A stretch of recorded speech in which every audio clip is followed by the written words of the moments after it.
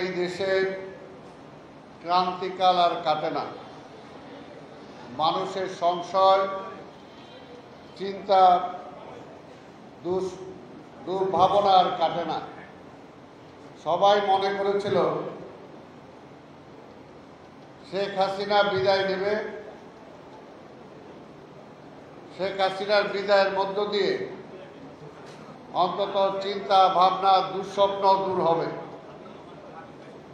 গণতন্ত্র ফিরে আসবে, মানুষের মৌলিক অধিকার ফিরে আসবে এবং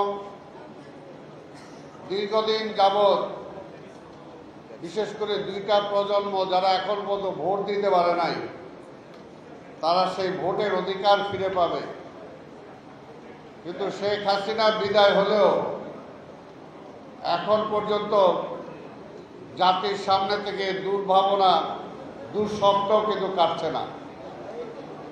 এই কয়েকদিন আগেও হঠাৎ করে জনগণের মধ্যে দুর্ভাবনা শুরু হলো, কি ঘটতে যাচ্ছে দেশে। দেশে কি আবার আরেকটা পরিবর্তন হচ্ছে?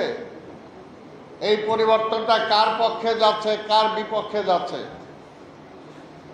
ইউনূস সাহেব কি থাকছে? আবার কারো কারো যে ইউনূস সাহেব কি 5 বছরের জন্য থাকতেছে? নির্বাচন কি হবে নাকি নির্বাচন হবে না? এমনি একটা দোলাচলের মধ্যে সমগ্র জাতিকে রেখেছে। এটার কোনো মানে হয় না। আমরা আশা করেছিলাম ফ্যাসিস্ট শেখ হাসিনা বিদায় নেবে। আমরা যে কথাটা বারবার বলেছি বিএনপির পক্ষ থেকে, কেউ যদি বলেন কোথায় আমরা অন্যায়টা বললাম, আমরা কি বলেছি? যে এই সরকারকে আমরাই এনেছি। আমরা কি বলেছি? পরিষ্কার কথা, যে আপনি কতদিন থাকতে চান, কি কি সংস্কার করতে চান, আপনি একটা রোড ম্যাপ দেন। কিন্তু সেই বিগিনিং থেকে এখন পর্যন্ত সেই রোড ম্যাপের আর দেখা আমরা পেলাম না। এক সময় বলা হলো যে আমরা নাকি সংস্কারই চাই না। এখনো অনেকে বলে যে বিএনপি সংস্কার চায় না, খালি ক্ষমতা চায়, নির্বাচন চায়। কিন্তু এগুলো বলে সবসময় শেখ হাসিনাও এরকম চেষ্টা করেছিল যে বিএনপি একটা সন্ত্রাসী দল, ওরা খালি সন্ত্রাস করতে চায়, ওরা খালি নির্বাচনের নামে অন্য কিছু চায়, দেশের উন্নয়ন চায় না। উন্নয়ন চান না নির্বাচন চান, উন্নয়ন চান না গণতন্ত্র চান, সেটা ছিল শেখ হাসিনার ভাষা।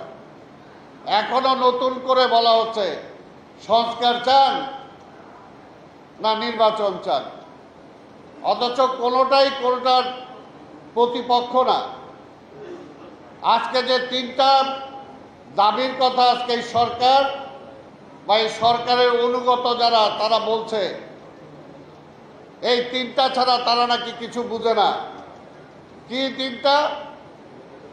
একটা হলো সংস্কার, আরেকটা হলো শেখ হাসিনা সহ পরাজিত ফ্যাসিবাদের বিচার, আরেকটা হলো নির্বাচন। আরে ভাই, 3টা দাবি তো আমাদেরই দাবি, এই 3টা তো আমাদেরই দাবি। সংস্কারের কথা আপনি আসার আগে বা আপনাকে আমরা আনার আগে থেকেই বলতেছি। বিএনপি আন্দোলনকারী দলগুলোর পক্ষ থেকে যে 31 দফা দেওয়া হয়েছে, সেটা আপনি আসার আগে থেকেই দেওয়া হয়েছে।